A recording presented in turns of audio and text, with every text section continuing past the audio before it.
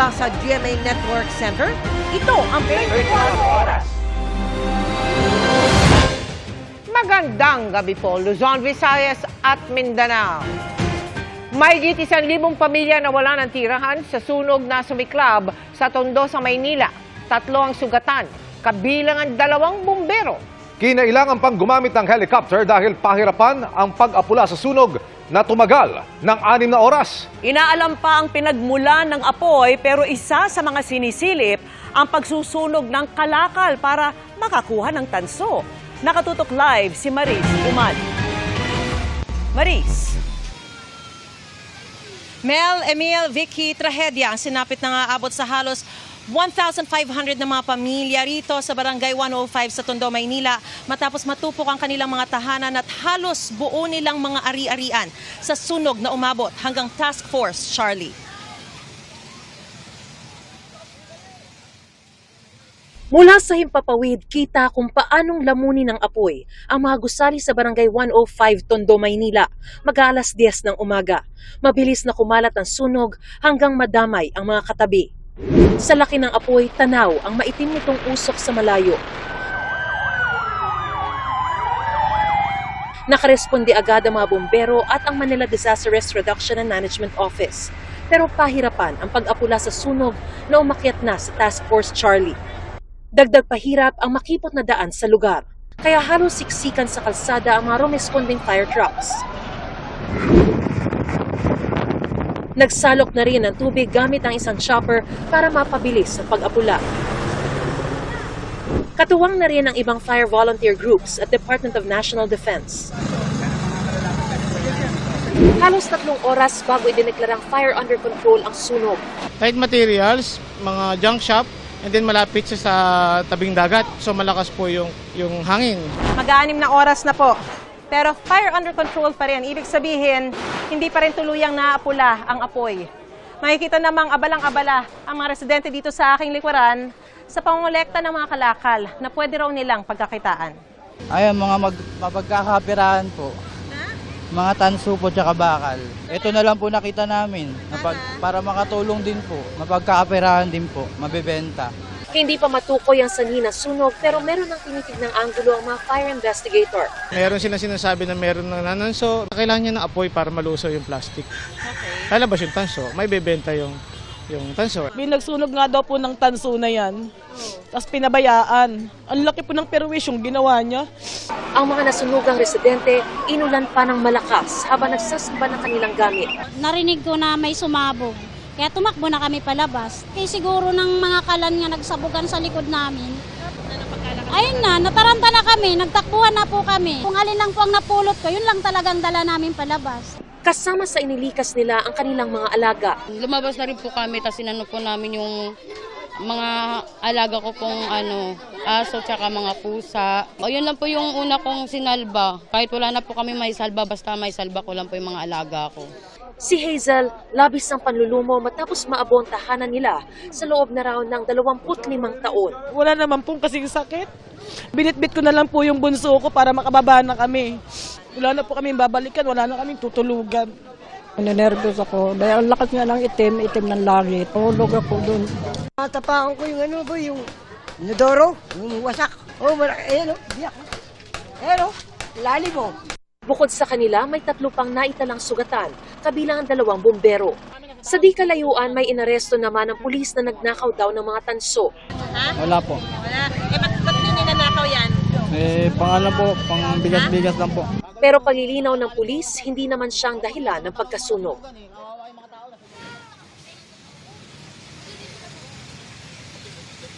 Vicky, 4:21 PM nang ideklara na ang fire out ng mga fire officials. Kasalukuyan naman nananatili sa barangay ang ilang mga nasunugan na umaapela ng tulong. Kailangan po nila ng pagkain, tubig, damit, pati na rin mga materyales sa pagpapagawa muli ng kanilang mga tahanan. At yan ang pinakasariwang balita mula pa rin dito sa Tondo, Maynila. Balik sa iyo, Vicky. Maraming salamat sa iyo, Maris Umali.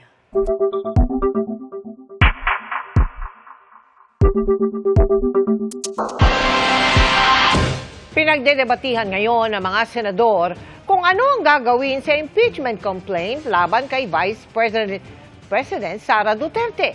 kasunod ng desisyon ng Korte Suprema na nagsasabing ito ay null and void. Kaya nangangahulugang hindi nagkaroon ng jurisdiction dito ang Senado.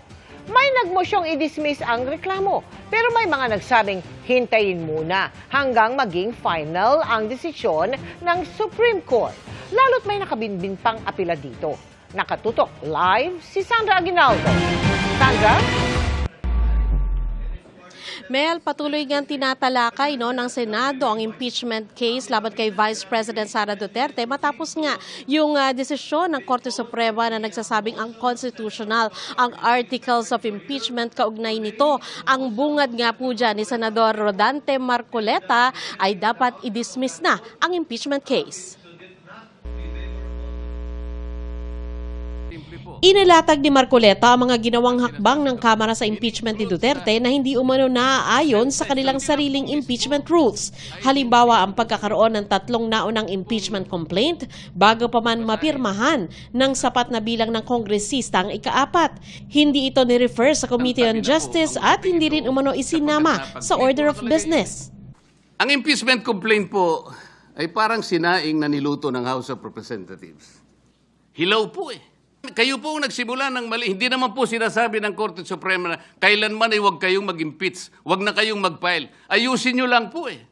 Yun lamang po ang gustong mangyari dito. Ayusin nyo. You want to impeach the Vice President, do it in the right way. Ani Marcoleta, nagsalita na ang Korte Suprema na walang jurisdiction ang Senado kaya dapat nang i-dismiss ang impeachment complaint laban sa Vice President. Unanimous din daw ang desisyon kaya tingin niya mahirap nang magbago ang desisyon ng Supreme Court. The Supreme Court has already spoken. The last arbiter of law. It says the complaint is unconstitutional. It's void ab initio. It's violative of due process. The Senate never acquired jurisdiction over this. It is immediately executory. On that note, Mr. President, I respectfully move that the impeachment complaint be dismissed. Agad itong kinontra ni Minority Floor Leader Tito Soto. Punto niya, nag-file ng motion for reconsideration ng House of Representatives sa Supreme Court at pinagkomento pa nga ang Vice Presidente. Tanong niya, ano ang kanilang gagawin kung na-dismiss ang reklamo tapos ay magbago ang desisyon ng Supreme Court? Paano kala ni Soto? We shall wait for the resolution of the MR. Please, let us allow and give chance to the Supreme Court to rectify its decision, which contains clear and blatant errors. For their sake and for the sake of future proceedings, let us not dismiss forthwith. And in that light, considering the motion of the gentleman to motion to dismiss, I move to table the motion to dismiss. A motion to table has a higher precedence than a motion to dismiss. Punto naman ni Senador Panfilo Lacson, wala sa rules ng Senado ang motion to dismiss na hinihingi ni Marcoleta. Sinuportahan din ni Lacson at Senadora Ontiveros, mga miyembro ng minorya, ang panukala ni Soto. Nowhere in our rules can I find a provision on a motion to dismiss as submitted by the honorable gentleman from Tarlac. Neither is there a supplementary application of the rules of court to offer a space for such motion to dismiss. We should exercise extraordinary prudence in this matter of transcendental importance. Sagot dun sa tanong ng good gentleman mula sa Tarlac, that in fact, the Supreme Court has reversed a unanimous decision in a lot of instances before. Tinalakay naman ni Senador Alan Peter Cayetano kung bakit hindi ginawang prospective ng Supreme Court ang desisyon nito para ipatupad na lang sa hinaharap at hindi sa kasalukuyang kaso ng bise. Sinabi kasi ng Supreme Court na void ab initio to. Sabi ng Supreme Court, there was never an as, ibig sabihin, void ab initio. So wala tayong i-dismiss. The question now is, if it is void ab initio, why did the Supreme Court not apply the doctrine of operative fact Komento naman ni Senate President Chis Escudero, baka mas mainam na i-archive na lamang ang reklamo sa halip na i-dismiss.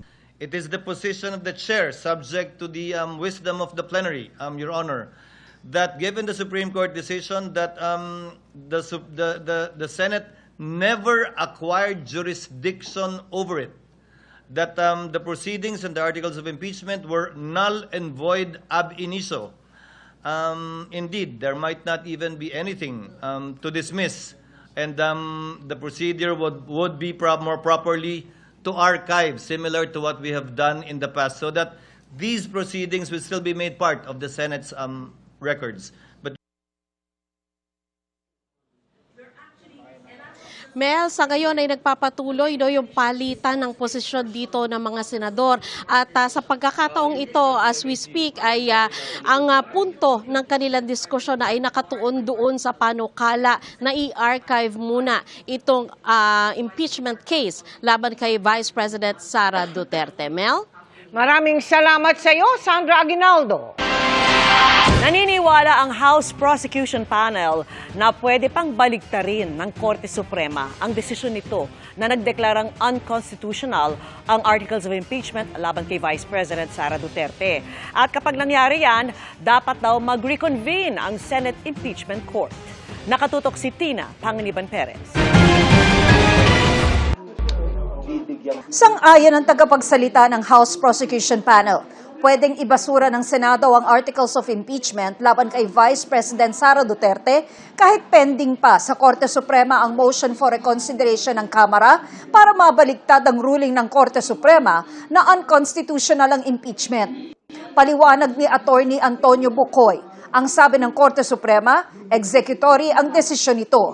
Ibig sabihin, pwede nang ipatupad pero hindi pa pinal. Pero kapag binaligtad ng Korte Suprema ang desisyon nito at pumanig sa Kamara, dapat daw mag-reconvene ang Senate Impeachment Court. Kung pinal at executory na, tapos na ang boxing. Diba? Subalit, intentionally, hindi sinabi ng Supreme Court na final and executory. Sinabi lang, executory. Kung gustong gawin ng mga partido, gustong sundin, pwede. Pero, meron pang tsansa o pagkakataon na pwedeng ma-revise. Hindi pwede susundin nila ngayon dahil sinabi ng Supreme Court, ibasura yan. Tapos later on, pag nagbago yung Supreme Court and sinabi na ituloy yan, hindi nila susundin. Hindi pwedeng ganun. Ang mga hukom po, tao rin sila na maaring magkamali. Ang ilang kongresistang nagsulong sa impeachment, tiniyak na marami pang ibang paraan para mapanagot si Vice President Sara Duterte at iba pang impeachable official kahit pa sa kasalukuyang desisyon ng Korte Suprema ay pinahirap pa ang proseso. I think malinaw naman na kahapon lang merong resolution na inaprubahan ng House na magtutuloy pa muli yung mga Quadcom hearings. No? So, isa pang venue ang mga House investigations para magpalalim pa sa mga issues na na-raise. Para kay Vice President Sara Duterte, paalala lang po na tungkulin yung dumalo sa budget hearing ng inyong opisina at sumagot ng lahat ng tanong kaugnay sa paggamit ninyo ng pondo ng taong bayan. So be ready po. Sabi naman ng tagapagsalita ng Kamara. Right now, the House will exhaust all legal remedies available on the impeachment proceedings. Para sa GMA Integrated News, Tina Panganiban Perez, nakatutok, 24 oras. Pinaghahanap ng pulisya ang umunoy nagpahit-hit ng sigarilyong tuklaw sa binatilyo sa Taguig na dahilan umano kaya tila nawala ito sa sarili. Ang biktima napilitan lang daw dahil sa takot sa mga suspect na hindi niya kilala. Nakatutok si EJ Gomez.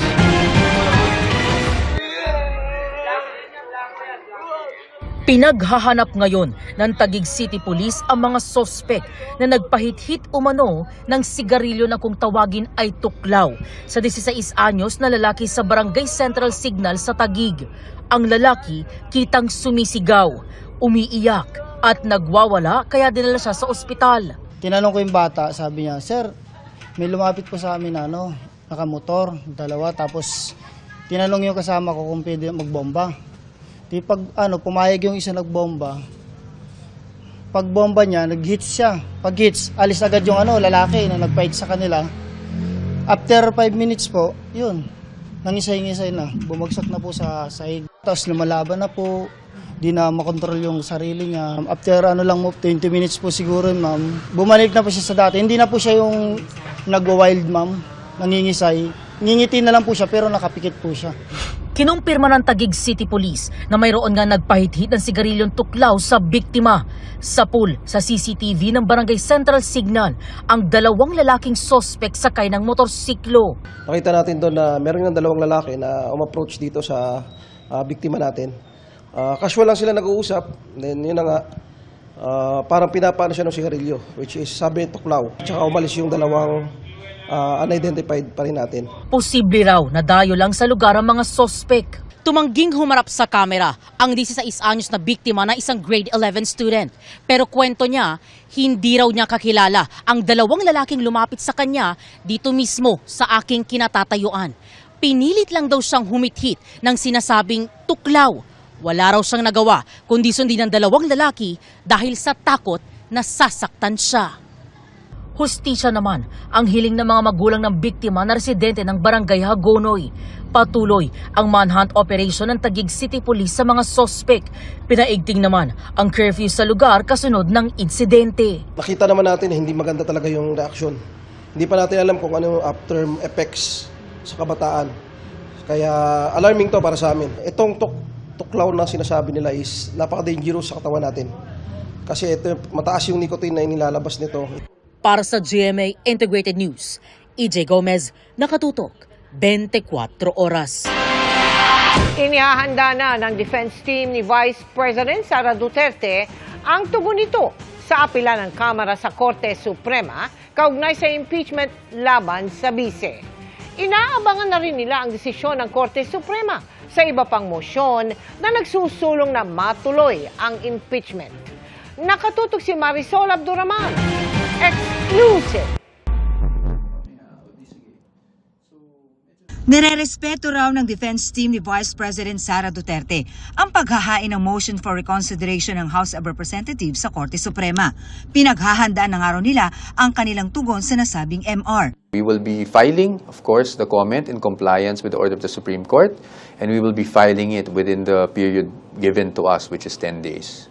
Nakaantabay din daw sila sa magiging desisyon ng Supreme Court sa motion to intervene naman na inihain ng Wansambayan. Sakali man na pagbigyan at sakaling hingin rin ang komento natin doon sa motion nila, tayo naman din po ay ready sumagot. Sabi ni POA, nakatutok daw ang bise sa kanilang legal strategy. Every step of the way sa strategy, we also consult her. We get her thoughts on it. She's very hands-on naman with everything she does. Hinggil naman sa magiging desisyon ng Senado sa mga susunod na hakbang sa impeachment ni VP, sabi ni POA. Consistent naman po ang defense team na we have always given due deference and respect sa Senado as an institution at even sa bawat senador. Kung ano man ang maging desisyon ng Senado this afternoon, makakaasa naman kayo that the defense team will respect it. Nirerespeto raw ng defense team ni VP ang magkakasulungat na opinyon hinggil sa impeachments ng bise. Pero sa huli, mahalaga pa rin daw na igalang ang mga institusyon at ang rule of law. Para sa GMA Integrated News, Marisol Abduraman, nakatuto 24 oras. Matapos ma-question, susuriin ng GSIS ang mga investment nito na ayon sa isang senadora ay palugi, kabilang ang inilagak sa isang online gambling platform. Pangamba ng ilang miyembro, maapektuhan ang kanilang pensyon at benepisyo. Ang tugon ng GSIS sa pagtutok ni Maki Pulido. GSIS o Government Service Insurance System ang nangangalaga sa buwan ng kontribusyon ng mga empleyado ng gobyerno para pagdating ng panahon o pangangailangan, may maaasahang pensyon o ibang benepisyo. Itong inaasahan ni Romeo ngayong retirado na siya. Pambili ng mga gamot ko. pagkain. Napakahalaga po ng pension. Pero tanong ni Senator Risa Ontiveros sa kanyang privilege speech, tatagal pa ba ang pondo kung di umunoy pumapasok ang GSIS sa mga questionable at paluging negosyo? Una rito, ang 1 bilyong pisong investment ng GSIS sa online gambling platform na DG Plus. Habang may mga hakbang daw ang gobyerno laban sa online gambling, heto ang GSIS, pinondohan na, nalugi pa. Pinasok ito ng GSIS when DigiPlus's shares were being offered at a peak of 65.30 pesos. Those shares have since hit a low of 13.68 pesos. Lugi na! Ikalawa, naglabas ng mahigit 1 bilyong piso ang GSIS para bumili ng perpetual preferred shares sa kumpanyang Alternergy nang walang pahintulot ng GSIS Board of Trustees. Lubog na nga raw sa utang ang kumpanya, hindi pa listed sa Philippine Stock Exchange ang biniling shares ng GSIS. Pinatawan ng Ombudsman ng preventive suspension dito si GSIS President Jose Veloso at 6 pang opisyal noong nakaraang buwan. Mahigit 2 billion pesos din daw ang pinuhunan ng GSIS sa Alternergy at 2 iba pang kumpanya kahit ang mga kumpanyang ito ayon na rin sa Commission on Audit Report noong 2023 walang track record na kumita o namigay ng dibidendo. Mahigit 200 million pesos ang ipinondong pera dito ng GSIS, sabi ni Ontiveros. Hindi pa rin tinatanggal ng GSIS ang investment nito sa Del Monte Pacific na lubog na sa utang kaya't magdedeklara na ng bankruptcy. The COA grimly warns that this is just the beginning, since the investments could undermine the actuarial solvency of the pension fund and place members' savings at risk. Ilan sa nakausap namin hindi maiwasang mag-alala. Gusto kong pangalagaan itong contribution. Siyempre po, normal lang ako nag-aalala. Siyempre, kawawa naman po yung mga yung mga member. Dahil baka po mamaya mawaldas lang po yung pera ng mga tao naguhulog ng pinaghirapan nila. Giit ng GSIS, makikipagtulungan sila sa mga oversight at regulatory body sa pagsuri ng investment nito sa DG Plus Interactive Corporation. Handa raw silang ipresenta ang mga dokumento at datos kaugnay nito. Tinitiyak daw nila sa mga miyembro at pensioner na nananatiling matatag ang GSIS. Sabi pa ng GSIS, as of June 2025, 1.88 trillion pesos ang kanilang total assets at may net operating income na higit 76 billion pesos, mas mataas ng 31% kumpara noong nakaraang taon. Sabi naman ng DG Plus, lehitimo ang transaksyon na isinagawa sa Philippine Stock Exchange. Sumunod daw ito sa rules ng market trade. Ayon naman sa Alternergy, isang renewable energy company, listed sa Philippine Stock Exchange ang perpetual preferred shares na binili ng GSIS. Kikita nga raw ang GSIS ng mahigit 800 million pesos mula sa investment na ito matapos ang 7 taon at ibabalik pa ang higit 1 bilyong pisong ipinuhunan ng GSIS. Hindi raw lubog sa utang ang kanilang kumpanya at may tiyak ng bibili ng kuryente mula sa itinatayo nilang wind at solar energy na inaasahang matatapos na sa susunod na taon. Every year, yung Alternergy ay magre-remit sa GSIS ng 118 million pesos. As a matter of fact, yung unang interest namin na binayaran sa GSIS was in December of 2024. Taon-taon, gagawin po namin yon. Para sa GMA Integrated News, Maki Pulido, nakatutok 24 oras. Mga kapuso, 2 low pressure area na po ang minomonitor sa pag-asa sa loob at labas ng Philippine Area of Responsibility o PAR. Ang bagyong nabuo ay nasa labas ng PAR at huling namataan sa layong 2,865 kilometers silangan ng Northern Luzon. Ayon po sa pag-asa, lalapit ito ng bahagya sa PAR pero hindi inaasahang makakaapekto sa bansa. Ang dapat paghandaan ay yung epekto ng LPA sa loob ng PAR na huling nakita 370 kilometers silangan ng Daet Camarines Norte. Ayon po sa pag-asa, posible itong lumapit at tumawid sa Northern at Central Luzon simula ngayong gabi hanggang bukas. Pwede ring tumaas ang tsansa nitong maging bagyo kapag nakarating na sa West Philippine Sea. Bukod sa LPA, lumalakas ulit at magpapaulan din ang habagat at dahil dyan, magiging maulan ang panahon sa malaking bahagi ng bansa. Base po sa datos ng Metra Weather, ngayong gabi ramdam na ang mga pag-ulang dala ng LPA sa halos buong Luzon at Visayas. Magpapatuloy yan bukas ng umaga, lalo na sa Cagayan Valley, Cordillera at Ilocos Provinces kung saan may matitinding ulan. Sa hapon, malawakan na ang pag-ulan sa halos buong bansa. Heavy to intense ang ulan sa maraming lugar sa Luzon, Western Visayas, Zamboanga Peninsula, Northern Mindanao at Caraga. Apektado rin ng LPA ang Metro Manila, kaya paghandaan din ang mataas na tsansa ng kalat-kalat na ulan bukas. Kumpiyansa si Pangulong Bongbong Marcos na matutustusan ang mga proyektong inilatag niya sa kanyang State of the Nation address.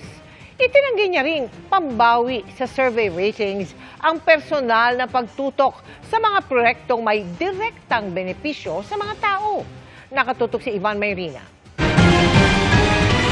Pati na rin ang mga bayad na po ang bill ninyo. Kabilang sa mga pangakong pinalakpakan sa huling sona ng Pangulo ang anunsyong zero balance billing sa mga ospital ng Department of Health. Sa sona rin inanunsyo ang pinalawak na bentahan ng 20 pesos per kilong bigas at libu-libong dagdag classroom. How will this work? Kaya tanong ko sa Pangulo sa kanyang podcast. May pera pa po ba ang Pilipinas para tustusan lahat ito? Oo, meron. Basta't yung pera ng Pilipinas ay ginagamit sa tamang paraan. Yung perang nakalaan para sa para sa classroom, ginamit talaga sa classroom. Yung mga ganong klase, pag talagang mahigpit tayo at tama ang gamit ng ating pondo, meron tayo. Uutangin ba natin ang pantustos sa mga proyekto?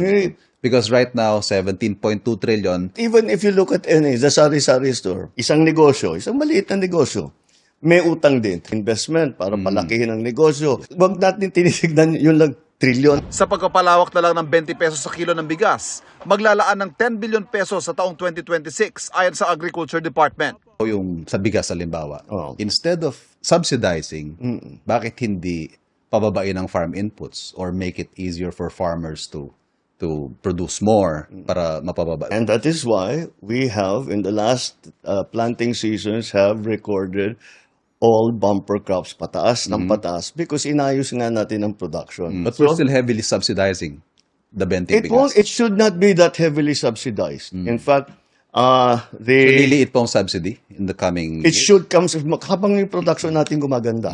Bababa ng bababa yan. And as that subsidy, as the subsidy becomes less and less, mas magiging malaki ang coverage ng 20 pesos. Kampante rin ng Pangulo na matutustusan ang dagdag pensyong inanunsyo ng SSS kahit pa walang dagdag sa kontribusyon. Mababawian niya ito sa pagdami ng mga manggagawa na magpapalaki sa koleksyon ng ahensya. Bago ang mga anunsyo, sunod-sunod ang mga proyektong personal na kinakamusta ng Pangulo na may direktang benepisyo sa tao, tulad ng diskwento sa mga tren, pamamahagi ng ayuda sa mga binagyo, at pagpapalawak na benepisyo ng PhilHealth. Itinanggi ng Pangulo na paraan ito para makabawi sa pagsadsad ng kanyang trust at approval ratings nitong Marso. We don't work according to surveys, not really. How do you respond to observations that ito raw ay mga short-term band-aid o papogi? Well, ask the student who now pays 50% less for his pamasahe.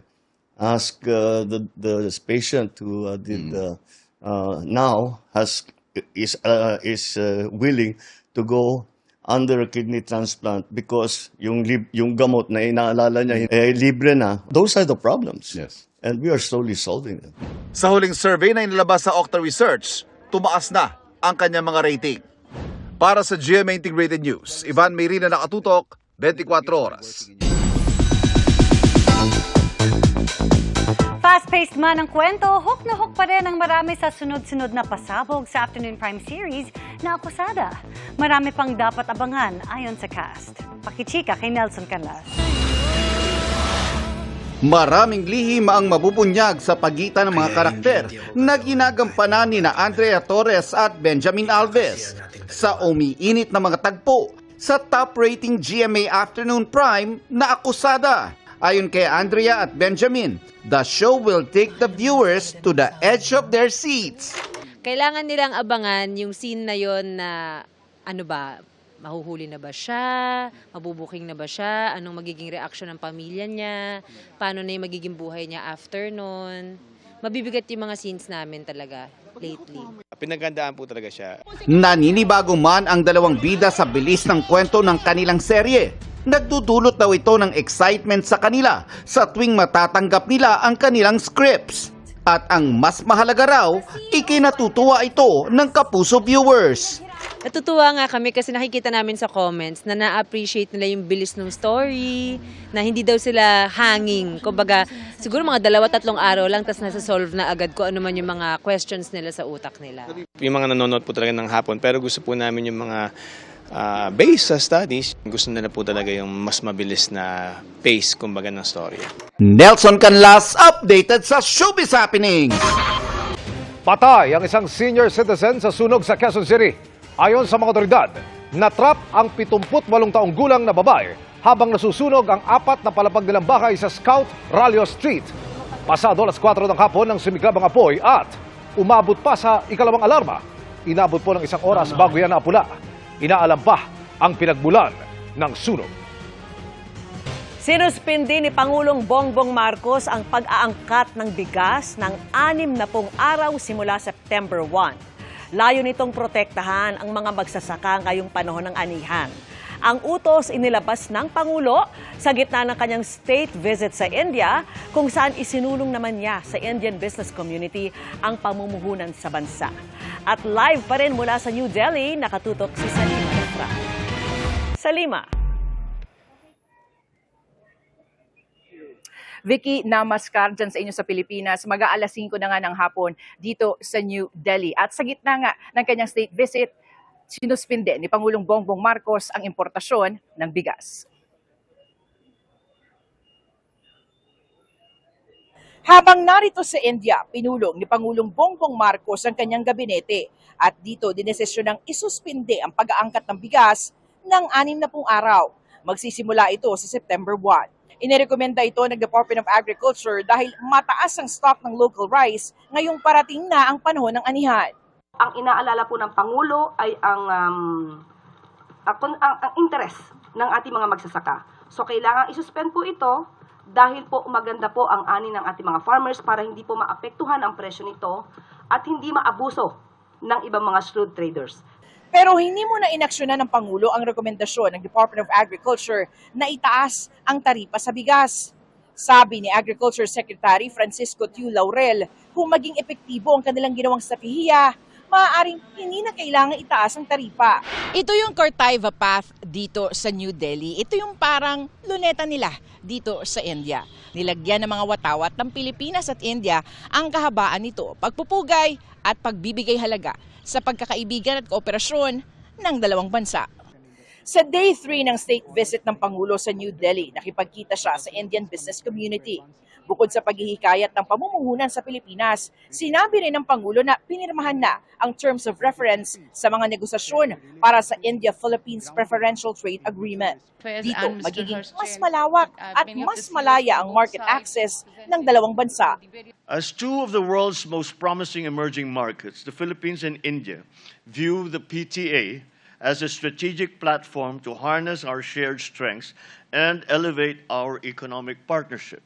India would be assisting the Philippines towards development of a sovereign data cloud through a pilot project. We are also exploring cooperation for the linking of payment systems. We'll be talking in terms of helping with launching Philippine satellites. There is also a discussion ongoing in terms of supporting large infrastructure projects in the Philippines. There was a focused discussion on cooperation in the field of healthcare, particularly India's strengths in pharmaceuticals, traditional medicine.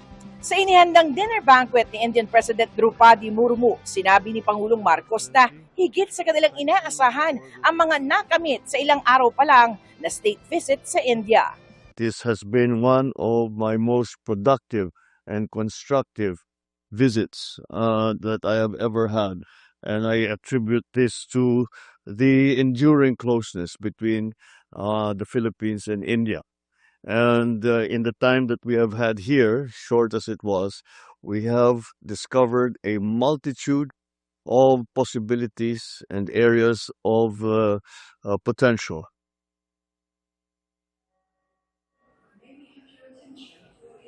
Vicky, ngayong gabi nga ay inaantabayanan o inaabangan yung foreign policy address ng Pangulong Marcos doon sa Observer Research Foundation. Isa yung respetadong think tank dito sa India na nagsasaliksik at nagbibigay ng mga rekomendasyon sa mga policy maker. Huling araw na ito ng Pangulong Marcos dito sa New Delhi dahil bukas lilipad siya patungo ng Bengaluru kung saan nga itutuloy ang kanyang state visit. At yan muna ang latest mula nga dito sa New Delhi sa India. Vicky. Maraming salamat sa iyo, Salima Refran. Humihirit ng pansamantalang taas pasahe ang ilang grupo kasunod ng big-time oil price hike. Pero sabi ng LTFRB, may nakaabang namang fuel subsidy sa mga tsuper. Yun nga lamang, may kondisyon. Nakatutok si Joseph Morong. Pagkatapos na tumaas ulit ng lampas piso ang presyo ng kada litro ng diesel at halos 2 piso sa gasolina, naglalaro na sa lampas 50 hanggang lampas 70 pesos kada litro ang presyo ng gasolina at hanggang halos 70 pesos kada litro ang diesel. Kaya hirit ng ilang grupo ng mga jeepney operator pisong provisional o pansamantalang dagdag sa pamasahe habang mataas ang presyo ng krudo. Kahapon nakipagpulong na ang grupo Magnificent 7 kay LTFRB Chairman Atty. Chofie Luguaris III. Pang-apat na taas na ito. Sa computation ko, nasa 4 pesos 50 centavos na ang itinaas ng diesel kada litro. Hindi na makakaya. Lahat sa modern at saka sa traditional. Piso lang. Malayo, malapit. Maghahain sila ng petisyon sa LTFRB na didinggin sa susunod na linggo. Hati ang opinyon ng mga commuter sa hiling na pisong provisional fare ng mga operator. Para kay Roxanne na halos 100 piso ang ginagastos araw-araw sa pamasahe, mabigat ito. Malaki kaltas din yun sa namin sa araw-araw namin. Pero ayos lang naman daw kay Lenny. Oo, kaysa walang sasakyan. Ayon sa LTFRB, hanggat maaari ayaw nilang itaas ang pamasahe sa jeep. Kasi may pagkukunan ako at ayaw ko sanang mabigatan yung mga tao. Ayon kay Guadis, may 2.5 billion pesos na fuel subsidy naman na nakaabang sa budget ng gobyerno. Kung sakali nasa 1,000 hanggang 10,000 pisong fuel subsidy yan para sa mga pampublikong sasakyan mula tricycle hanggang mga modern jeep. Pero hindi basta-basta ibinibigay ito dahil ayon sa batas dapat ay pumalo muna sa $80 kada bariles ang presyo ng krudo sa world market. Kung hindi mag-reach yung 80, ibig sabihin hindi pa ganong mataas yung presyo ng gasolina, but just the same, we will hear their petition. There might be other reasons like yung pagtaas ng cost of living, yung sahod ng mga empleyado, yung piyesa ng mga gamit nila. Para sa GMA Integrated News, Joseph Morong, nakatutok 24 oras. Literal na never say die si Jillian Ward kahit aminadong hirap sa training para sa pagbibidahang bagong Kapuso serye. At makakatambal niya si David Licauco na ready na kayang i-shed off ang pambansang Ginoo image. Makichika kay Nelson Canlas.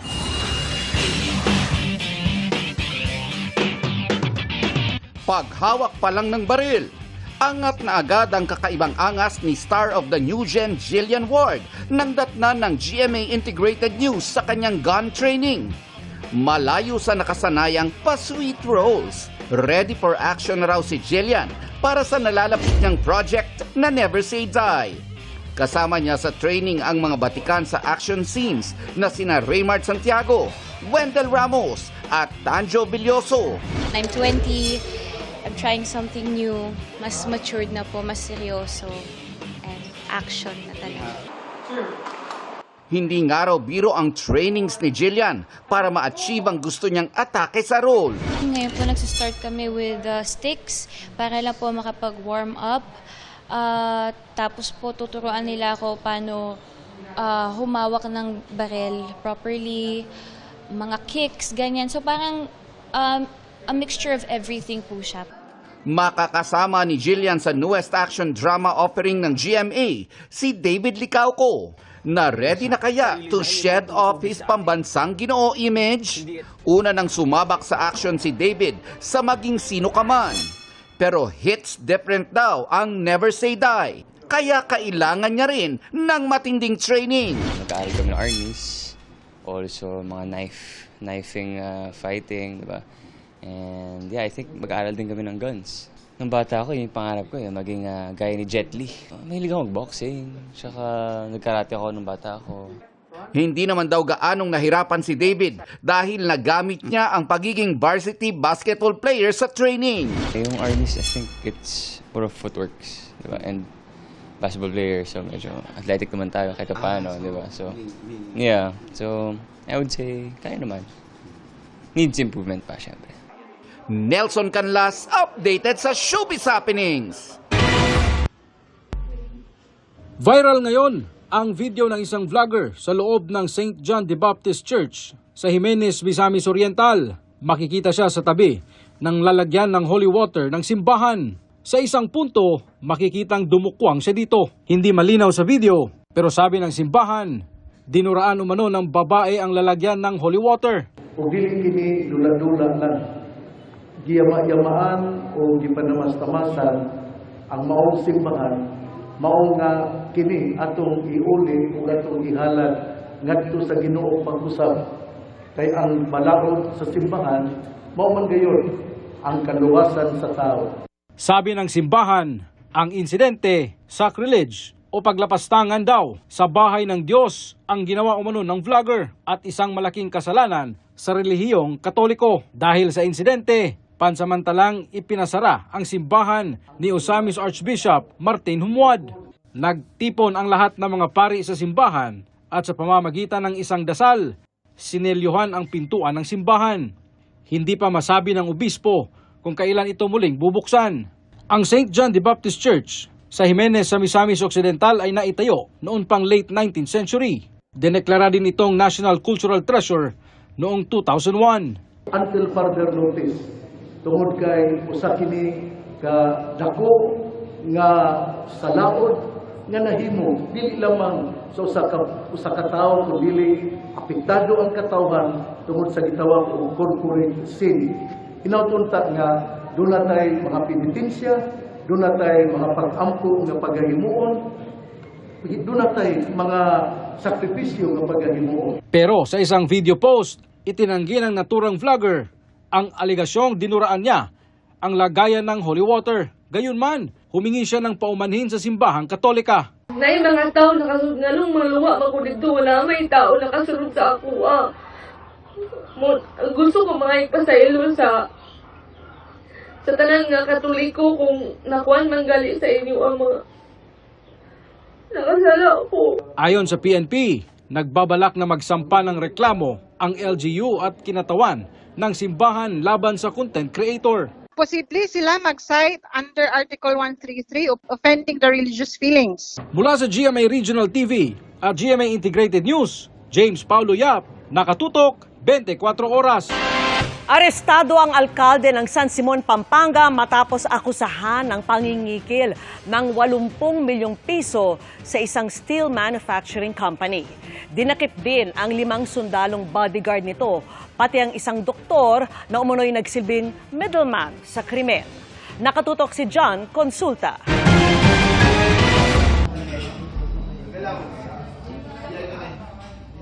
Di na nakapalag si Mayor Abundio Ponsalan Jr. ng San Simon, Pampanga nang makorner ng NBI Intelligence Service sa isang entrapment sa Clark, Pampanga.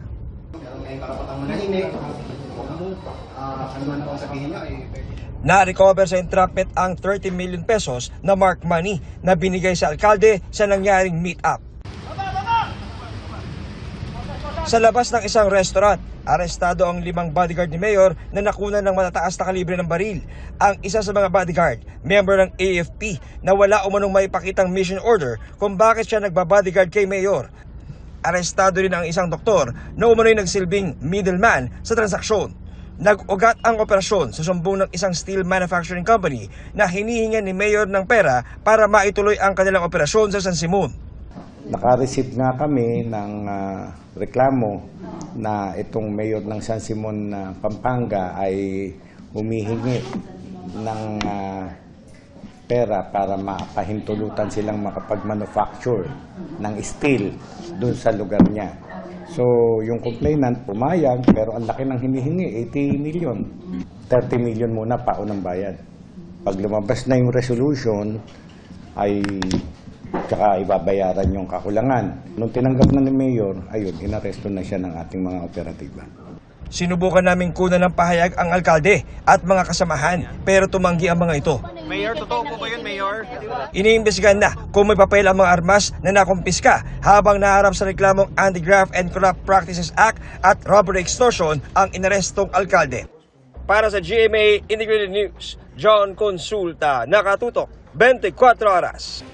Kalunos-lunos ang sinapit ng isang bagong silang na sanggol sa Cavite na inabandona sa isang kanal sa masikip na pagitan ng dalawang bahay. Kinailangan pang sumiksik sa maliit na butas at makitid na siwang ang sumagip sa sanggol. Ang latest sa baby at sa kanyang inang menor de edad sa pagtutok ni Oscar Oida. Dahil sa narinig na munting pag-iyak, kung kaya pilit na isiniksik ng lalaking ito ang sarili sa isang maliit na kwadradong butas. At nang silipin sa isa pang anggulo, makikita ang ginagapangan niyang siwang sa pagitan ng pader ng dalawang bahay. Sa baba niya, sa may tila kanal, may tila gumagalaw. Isang bagong panganak na sanggol na wala kahit anong saplot. Umiiyak. Kasi pagsilip nila, yung sanggol lang nandoon. O di ngayon, syempre po, kumilos na kami para maanuan. Pagsilip namin, baby nga, tapos binibidyoan, buhay pa. Sa video, kita kung paanong halos hindi magkasya ang lalaki. Ang kanyang paa, nakaangat pa, malayo sa lupa kung nasaan ang sanggol. Pero maya-maya pa, makikitang naiyuko niya patagilid ang sarili. At sa ilang saglit,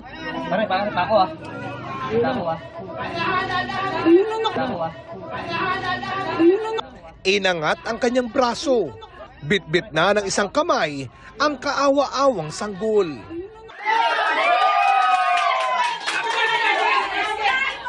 Agad siyang binalutan ng tela ng mga nakaabang sa loob ng bahay. Ang mga tagpo na nangyari nitong Lunes, mabilis na kumalat sa iba't ibang social media post. Kanina, nakilala ko ang kumuha sa baby na si Kent. Di raw niya alam kung paano niya napagkasya ang katawan sa butas ng exhaust fan. Nang pagbaba ko po doon, medyo dumistansya lang po ako ng konti doon sa sanggol para di ko nga po siya matapakan. Tapos, iginilit ko na lang po yung pinakakatawan ko para makuha ko lang po siya. Kumbaga gumanyan lang, nakaganyan lang po ako noon. Pati yung pag-abot kong ganyan, nakaganyan lang po ako noon. Pag-angat ko po ng yun, kinuha na po siya nung isa kong kasama na nag-aalalay na kunin yung sanggol. Di pa malinaw ang detalye sa kung paano napunta ang sanggol sa kanal. Pero ayon sa barangay, napag-alaman kalaunan na may menor de edad na nagsilang umano ng sanggol sa lugar. Bagay na kinumpirma naman sa amin ng pulisya. Bagamat di nagpa-interview sa harap ng kamera, sinabi sa amin ng kanilang BAUC officer na iniimbestigahan nila ang pangyayari. At kasalukuyan na umanong nasa maayos na kondisyon ang mag-ina. Inoobserbahan sa di tinukoy na ospital ang baby, habang nasa mga kaanak ang kanyang ina. Bibigyan namin ng intervention yung mag-ina, lalo na yung baby. Kung hindi pa siya kayang alagaan dahil minor de edad yung nanay, ay pwedeng i-take over ng social welfare. Kung may kapasidad ng magulang, i-guide namin yung pamilya sa tamang pagpapalaki doon sa baby at kung ano yung needs. Doon sa bata na nanganak, intervention for counseling, sa edukasyon niya kung kailangan ipagpatuloy ulit yung pag-aaral niya. Sinubukan namin kunan ng pahayag ang mga kaanak ng ina ng sanggol, pero tumanggi sila sa panayam. Di na namin babanggitin ang edad, pero pasok siya sa edad 15 pababa na ayon sa batas ay exempted sa pananagutang kriminal. Bagaman kailangang isailalim sa intervention program tulad ng counseling at rehabilitation. Para sa GMA Integrated News, Oscar Oida, nakatutok, 24 oras. Update po tayo sa Senado kung saan nagpapatuloy ang botohan ng mga senador para i-archive ang impeachment complaint laban kay Vice President Sara Duterte. At live mula sa Senado, nakatutok si Rafi Tiba. Rafi.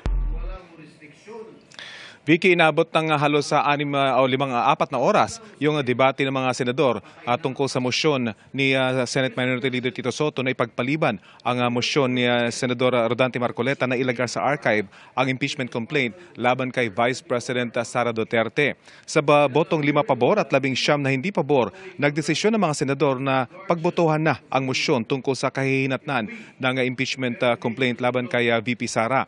Bukod sa minorya na kinabibilangan ni Senate Minority Leader Tito Soto, Senator Ping Lacson at Senator Risa Ontiveros, bumoto rin pabor sa pagpapaliban sina Senador Bam Aquino at Senador Kiko Pangilinan na miyembro ng mayorya. Dahil dito ay nagbobotohan na nga ngayon ang mga senador sa mosyon ni Senador Marcoleta. Ang unang mosyon ni Senador Marcoleta ay tuwiran ng i-dismiss ang impeachment complaint laban kay VP Sara, bunsod sa desisyon nga ng Korte Suprema na labag daw ito sa konstitusyon. Pero matapos ang ilang oras na diskusyon at debate ay pumayag si Senador Marcoleta na sa panukalang sa halip na i-dismiss ay ilagay na lang ito sa archive. Sa ganitong paraan ay masusunod pa rin daw yung desisyon ng Korte Suprema pero maigigit pa rin ng Senado yung kanilang kapangyarihan. Sa ngayon nga ay nagbobotohan na itong mga senador sa mosyon na ilagay sa archive ang impeachment case laban kay Vice President Sara Duterte. Nominal voting ang ginagawa ng mga senador. Ibig sabihin ay pinapayagan ng mga senador na ipaliwanag yung kanilang boto. Kapag nanalo ang motion ni Senador Marcoleta, ibig sabihin ay wala nang mangyayaring impeachment trial dito sa Senado. Pero posibleng mabuhay ito sakaling baliktarin ng Korte Suprema ang kanilang desisyon at pumabor sila sa motion for reconsideration na inihain ng mababang kapulungan ng Kongreso. Sa huling bilang, Vicky, ay isang senador pa lamang yung tutol sa pag-archive sa motion. 5 na ang senador na pabor. Yan pa rin ang latest mula dito sa Senado. Vicky? Maraming salamat sa update mo, Rafi Tima.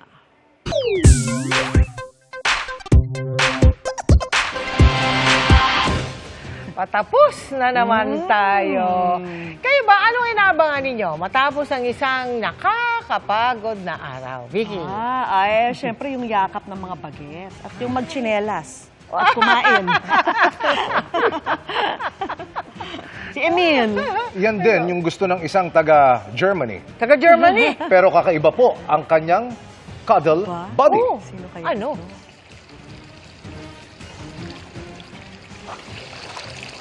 Kung si Lolong may alagang buhaya na si Dakila, itong si Christian Cowles may alagang alligator na may hawang 2.5 metro o mahigit 8 feet. Walang takot niya itong niyayakap at kasama pang maligo sa pool. Naku, huwag niyo basta gagayahin niya. Kung delikado. Ala! Ang American alligator pinangalan ng Mrs. Mayer. Alaga siya ng pamilyang pawang mga circus artists. Ipinamana pa ng ama sa anak ang buhaya. At ngayon siya na ang hands-on na nag-aalaga po rito, mga kapuso. Mahigit 4 na dekada na nilang kasamang alaga na napakabait daw. Ni minsan ay hindi umano ito nanakit o nang atake. At dahil sa kakaibang relasyon nila, naging atraksyon na rin ito sa lugar. Ayaw na nun, Ay, naku, stuffed toy na lang. Stuffed toy na lang. Dyan. At yan ang mga balita ngayong Miyerkules. Ako po si Mel Tiangco. Ako naman po si Vicky Morales para sa mas malaking misyon. Para sa mas malawak na paglilingkod sa bayan, ako po si Emil Sumangil. Mula sa GMA Integrated News, ang News Authority ng Pilipino, nakatuto kami 24 oras.